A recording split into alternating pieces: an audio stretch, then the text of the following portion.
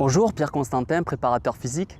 L'objectif de ce projet consiste à optimiser la prise en charge de la blessure dans toute activité physique dans le milieu amateur et loisir.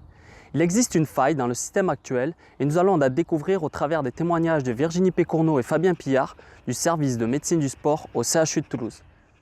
Virginie Pécourneau, je suis médecin.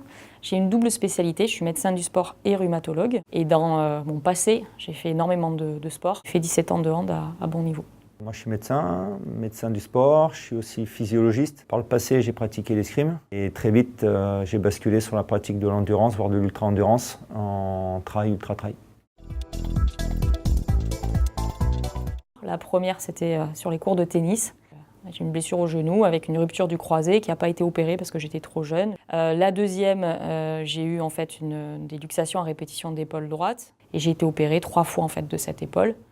Quelques petites blessures musculaires, bon, petites déchirures et puis les entorses à la cheville qui ne comptent pas non plus parce que ça fait partie du sport.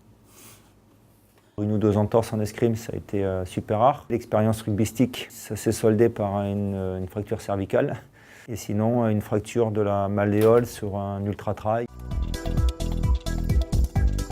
J'ai bien vécu.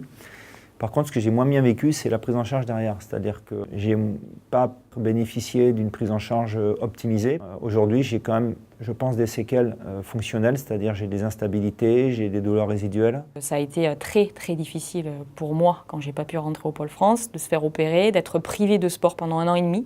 Ça a été une épreuve de vie pour moi qui m'a fait grandir. Un échec aussi, un échec de pas réussir à aller au bout des choses. Et le fait que mon discours soit peut-être adapté aux sportifs que j'ai en face de moi parce que je comprends, parce que j'ai fait comme eux, je veux reprendre coûte que coûte. Alors moi, ce que j'ai eu besoin, je pense que c'était tout l'aspect psychologique plus jeune. On a besoin de se sentir encadré et de voir aussi le bout du tunnel. Et voilà. Par rapport aux patients, je pense qu'il y a un manque d'information très clair des patients. Ces consultations-là de prévention, elles devraient être systématiques parce que c'est dommage de récupérer les sportifs quel que soit le niveau, après la blessure, alors qu'avant, peut-être qu'on aurait pu, je dis peut-être, on aurait pu éviter les choses. J'aurais eu besoin, on va dire, d'une prise en charge médicalisée, au sens large, médico-paramédicale, mais qui soit médicalisée avec une connaissance de l'objectif sportif et du mouvement sportif. J'aurais repris plus vite et j'aurais pas eu les conséquences fonctionnelles que j'ai aujourd'hui. Je vais répondre que oui, c'est possible, sinon on n'aurait pas monté une clinique universitaire du sport, avoir ce fonctionnement en réseau, mais y compris en réseau externalisé, pour qu'on puisse parler des mêmes choses et qu'on ait les mêmes objectifs, qu'on ait les mêmes ambitions, les mêmes projets. Tout est possible.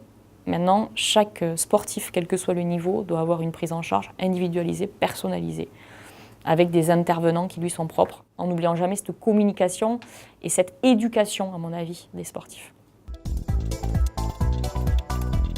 Des gens qui maîtrisent la préparation physique. Je pense que très clairement, ce sont les préparateurs physiques. Je pense que c'est la clé, quoi. Il y a des volontés fédérales de certains sports de prévenir certaines blessures. C'est le premier point. Deuxième point, peut-être on pourrait imaginer l'intervention de prépa physique spécialisés dans les clubs, 1, 2 fois, 3 fois par saison, sur de la formation des éducateurs. La prévention, en fait, c'est un rôle de chacun et on a tous à apprendre les uns des autres. Que si on était optimal en termes de collaboration, on devrait avoir très peu de blessures. On devrait avoir des blessures que traumatiques. Ce que je gagnerais, c'est pouvoir reprendre le sport sans douleur. J'y gagne beaucoup de sécurité dans ma tête et j'y gagnerais en termes de motivation, en termes de plaisir aussi à pratiquer. Je pense qu'on y gagnerait beaucoup plus dans l'émotionnel plutôt que dans le simple relation contractuelle. C'est vraiment cet aspect terrain, cet aspect partage, c'est un projet commun, quoi. Projet commun et on va y aller, quoi. Voilà. Donc vous l'avez sûrement compris, il existe une période fragile entre la fin de la kinésithérapie et la reprise de l'entraînement. Le projet consiste à mettre des préparateurs physiques à disposition des structures sportives amateurs pour faire de la prévention et de la réhabilitation sportive, c'est-à-dire le lien entre le médical et l'entraînement pour finaliser la prise en charge de la blessure. Pour plus de détails, vous avez le descriptif sur la page Ulule. Je vous remercie pour les éventuels dons que vous feriez et je vous dis à bientôt pour une prochaine vidéo sur la page Facebook de Prep Santé.